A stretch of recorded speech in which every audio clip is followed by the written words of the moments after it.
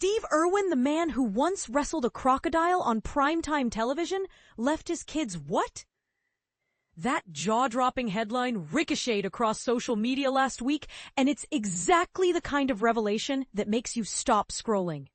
The Crocodile Hunter's global fame, his blockbuster movie, his merchandise empire?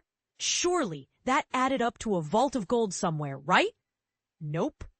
The financial footprint Steve Irwin left behind is so modest it feels almost impossible. But here's where it gets controversial. Some fans argue that a bigger inheritance would have been the ultimate tribute, while others insist Steve's real gift was something money can't buy. Which side are you on? Let's unpack the numbers first, because they're as eye-opening as a close encounter with a saltwater croc. A fortune that vanished into the wild. Steve's 2002 film, The Crocodile Hunter: Collision Course, raked in more than $33 million at the box office on a shoestring $12 million budget. An enviable profit margin by Hollywood standards.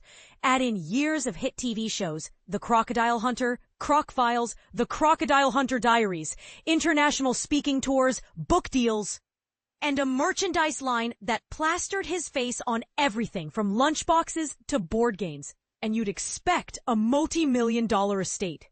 Yet probate documents and interviews with Terry Irwin reveal a life insurance payout of only $200,000, an amount that, as Terry bluntly put it, didn't even cover half of 1 week's payroll at Australia Zoo. So where did all the cash go? Straight back into the dirt. Literally. Steve funneled virtually every spare dollar into expanding Australia Zoo, funding wildlife rescue missions, and bankrolling global conservation projects. He and Terry once drew up a 10-year business plan that read more like a manifesto. More land for endangered species, bigger veterinary hospitals, cutting-edge research labs. Every speaking fee, every royalty check, every appearance stipend was reinvested before it had time to warm his bank account. In other words, Steve treated his income like a river. Let it flow back to the ecosystem that needed it most. The ironclad will that shocked the family. But here's the twist most people miss. Steve anticipated the money questions long before tragedy struck. According to Terry, he drafted what he called an ironclad will, designed to block any long-lost cousin twice removed from swooping in with a legal claim. The document was crystal clear. Australia Zoo, the intellectual property rights to his shows, and any remaining assets would stay under Terry's stewardship until Robert and Bindi were ready to take the reins. No trust fund loopholes, no lavish lump sums, just a roadmap for continuing the mission. Some estate planning experts have since argued that Steve's approach was borderline reckless. After all, what if the zoo had hit a rough patch? Others counter that the strategy protected the family from becoming tabloid targets, the way celebrity heirs often do when they inherit eye-watering sums at 18.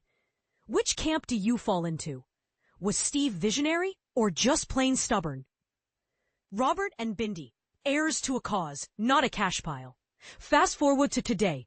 Robert, 21, and Bindi, 27, aren't lounging on private yachts. They're knee-deep in zoo enclosures, hosting educational live streams, and spearheading anti-poaching campaigns. They stand to inherit Australia Zoo itself, land, animals, brand, and all, but not a Scrooge McDuck vault of gold. And they seem perfectly okay with that. In a raw BBC Radio 2 interview earlier this year, Robert teared up listening to vintage audio of Steve musing about the day his kids would take the football of wildlife conservation and run it up. Steve's voice cracked as he declared that moment would signal, "My job is done." Robert later told listeners, "He is my superhero. He always will be." The internet reacts. Fireworks in the comments when the story of Steve's meager inheritance hit Reddit and Twitter. Comment sections exploded.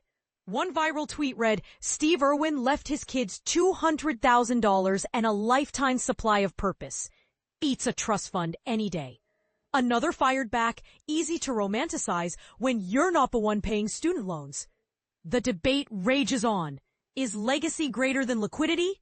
Should conservation icons prioritize family security or planetary rescue? Your turn to weigh in. Imagine you could sit down with Steve for 5 minutes. Would you plead with him to stash away a few million for Robert and Bindi's rainy day? Or would you high-five him for betting everything on the planet's future? Drop your take below. Agree, disagree, or land somewhere in between. The comment section is officially open for crocodile-sized opinions.